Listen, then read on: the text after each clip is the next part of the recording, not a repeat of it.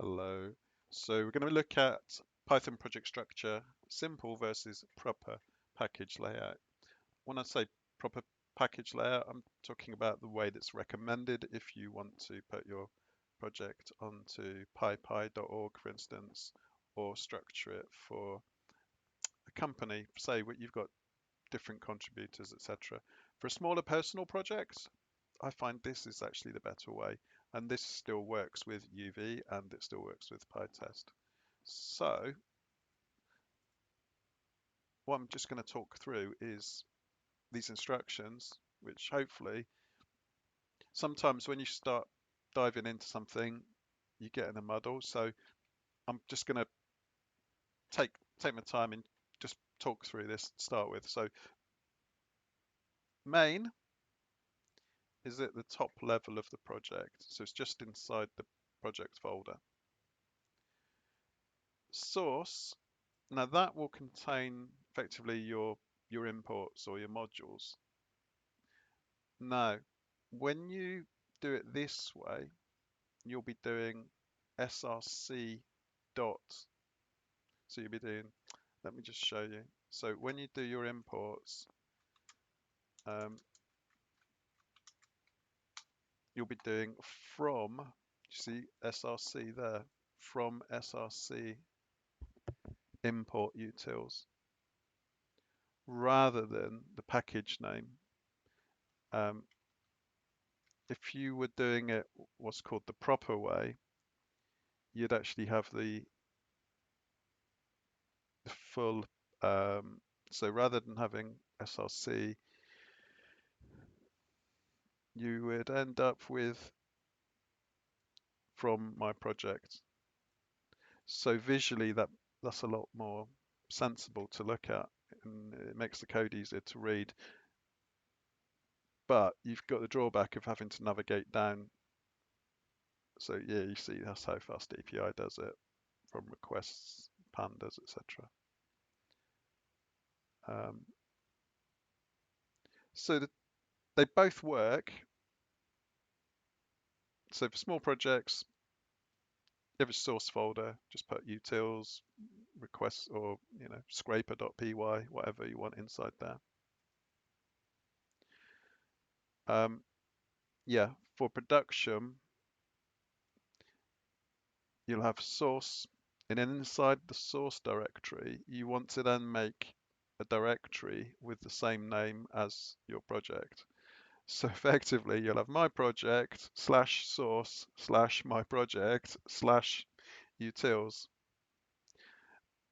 I find it slightly annoying just for doing sort of a minimalist starter project. So that's what I wanted to cover really.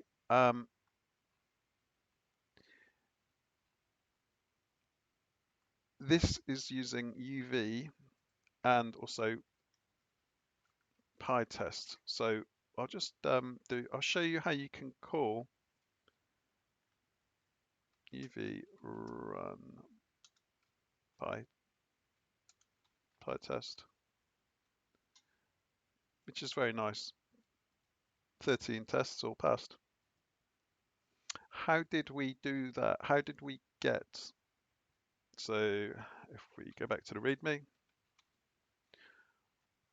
when we set the project up,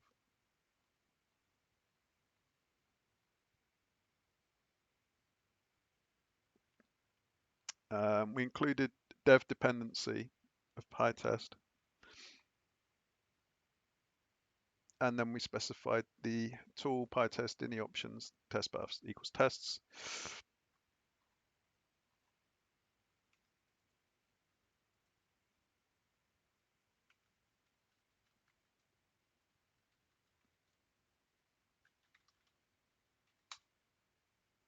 So you see inside tests, we had tests utils, and that was, again, that was using src.utils, not my project.utils. So the things you have to remember is that you have to I'm not going to say hack, but you have to adjust the Python path in here. So it would have been src, I think. So we just come in here and change that to a dot. And what that enables you to do is to have your code or your modules or utils.py, scraper.py, whatever your name of your file is, all inside src. And you don't need to go another level deep. So I'm not going to say it's a hack, but it simplifies. So option 1, it's simple project, no package build, and then Python path is just dot. And then when you call it, you need to do src.utils. So, and you also use from, so don't just try and do import utils. It's not best practice, and also typically it doesn't work. So simple, easy to understand, great for learning Python, no package complexity. So it's like a halfway house. If you've not used UV before,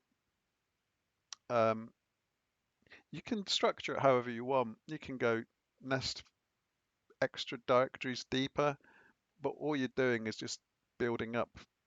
So rather than having a / there like you might have in JavaScript, or a pair of double colons like you may have in Rust, you just got a dot. So a dot is basically meaning a /. So the proper Python package layout, again, the test stays at the same level as source, whichever way you do it. And if you're using VS Code, you will need to configure Python tests, select a test framework to enable, install additional test extensions, Pytest, and then you test, select a directory containing the tests, and then you go to the little flask. It's not a flask, is it? It's like a chemistry, I don't know what it's called. Here you can see you got a nice load of greens. So that's fairly easy, but that was so quick and easy because pyproject.toml was set up correctly with the test path. So you see on line 15, tool.pytest.ini.options. So those 3 lines you need to have in your pyproject.toml, which lives at the same level as main. And then in main, we're calling from source import utils. And then that makes clamp, word count, and running average available. So these functions, this one is clamp value between low and high inclusive. So it stops it going beyond what you want it to. It saves you having to use wraparounds, things like that. To in a frequency map, we're just counting each instance of a word, adding it to the dictionary and incrementing the quantity by 1. You've got a key value. So the word is effectively the key and the int is the value. And then the running average. So we're just appending and recalculating the average. These are just example functions. But the key thing to get across here is that there's 2 ways. There's simple and then there's a proper package layout. I hope this has been interesting. Best way to understand this is to experiment with it. The hatchling stuff, that's the only time I used that before was when I was actually creating a project for py.org. It's quite a nice feeling when you can do pip install or uv add, then followed by the name of your actual project, and it's very useful. It's not just a it's not just something for enjoyment. So again, use from, then the project name .utils import, and then the name of the function that you want. So why it's preferred, makes your package available. It's actually slightly easier to read. It's just a bit more long-winded to navigate, and it's probably overkill for a small project. So thanks for watching. I'll be back soon.